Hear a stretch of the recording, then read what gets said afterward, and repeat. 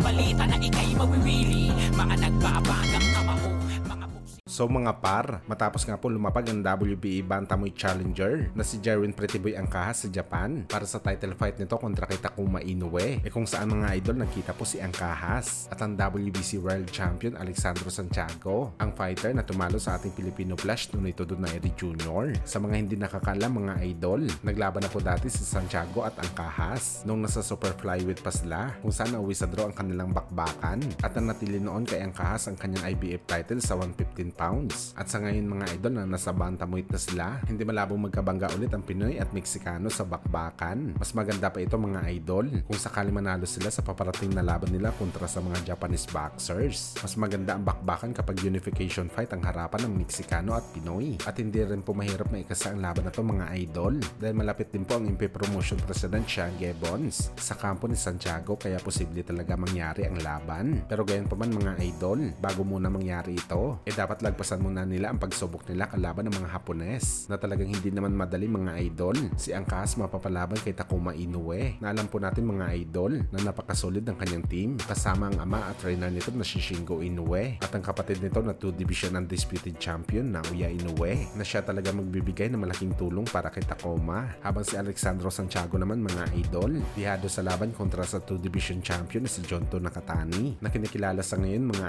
idol na isa sa mga pinakamabagsik na prospect ngayon sa mababang dibisyon, kaya abangan natin to mga idol.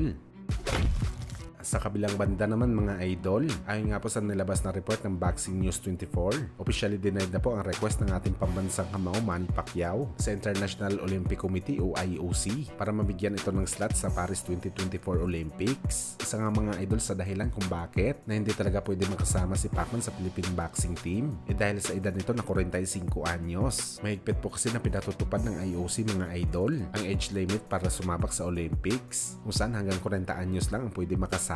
Kaya dahil dito mga idol, nawalan ulit ang pag-asa at nasira ang pangarap ni Pacman na maging isang Olympic fighter. Sa mga hindi nakakaalam mga idol, pangalawang subok na ni Pacman na sumabak sa Olympics. Unang nga mga idol, na-reject din ito na mapasama sa Philippine Boxing Team dahil nahihinaan daw sila dati kay Pacman. At sa kwento pa nga ni Pacquiao mga idol, talagang nainis at napikon siya noong na-reject ito sa unang pagkakataon dahil alam daw nito sa kanyang sarili na kaya nito makipag-compete sa pinakamalaking sports event sa mundo. At napagkwento din ni Pacman mga idol na sobrang nadismaya din siya dati nang na-reject din ito maski sa kanilang regional boxing team na hindi rin po siya nakasama, kaya ang ginawa nito sumali ito sa ibang region at kinalaban ang mga nag-reject sa kanya at pinakita sa lahat ang kanyang galing nang dinurog nito ang pinakamagaling na fighter nila sa bakbakan. Hindi ang kinuha sa boxing team? Hindi. Laban. Davao City. Nakarapan namin. Dinurog ko yung minsan. Yung pinakamagaling na doon si Rodrigo dati. Dalawang round lang.